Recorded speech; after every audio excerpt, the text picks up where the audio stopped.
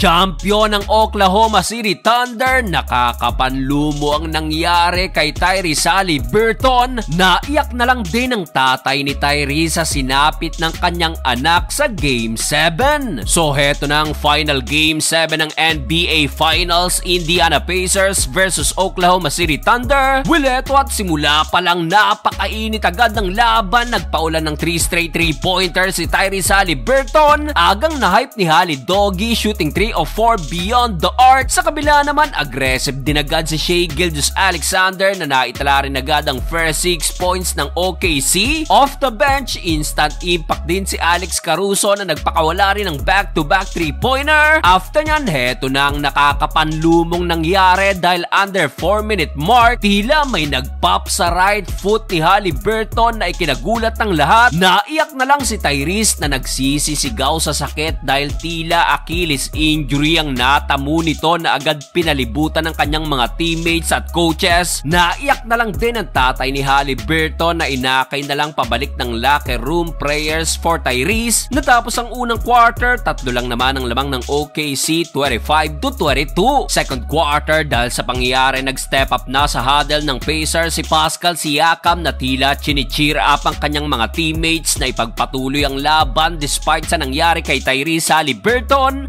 Nagresulta naman yan sa first 3-pointer ni Benedict Mathurin na agad nga lang sinagot ng dunk ni Alex Caruso. Aaron Nesmith finally naitala na rin ang first field goal, kaso sinagot din agad yan ng step back jumper ni SGA na meron ng 12 points. After nyan, dito nagparamdam na rin off the bench itong si TJ McConnell. Butatapang inabot ni SGA kay Pascal Siakam at dahil sa tres na to ni Benedict Mathurin, despite na hindi na makakabalik pa si Tyrese Haliburton, dito nabawi na ng Indiana Pacers ang lamang 42-43. Nakasagot pa ng end 1 si Isaiah Hartenstein, kaso Andrew Nembhard tinapos ang first tap sa kanyang wing 3-pointer, 48-47, pabor pa sa Indiana Pacers. Start of the third quarter, Lu Dort hitting from the logo, pumasok pa itong bailout 3-point shot. Maagang napatawag ng timeout ang Pacers dahil pati itong tough shot ni Jalen Williams na ipasok din against 2 defender. After nyan, kumana pa ng napakainit na 3 straight 3-pointer si SGA, Holmgren at Jalen Williams na tuluyang nag-angat sa 9-point lead ng OKC. Pero still, buhay pa rin ang Pacers at dito napa-takeover na rin si TJ McConnell na kumana ng personal 10 straight points. Yun nga lang at nabaliwala lang din yan dahil sa daming pinamigay na turnover nila na na-maximize pa ng OKC Thunder. Natapos ang third period na magabiglang tambak sa double digit, 68-81. Fourth and final quarter, hindi pa tapos ang OKC. Shai Gilgeous-Alexander kumana agad ng another 3-pointer. Nangangamoy kampiyon ng OKC at kumana pa ng another 3-point shot itong si Jalen Williams.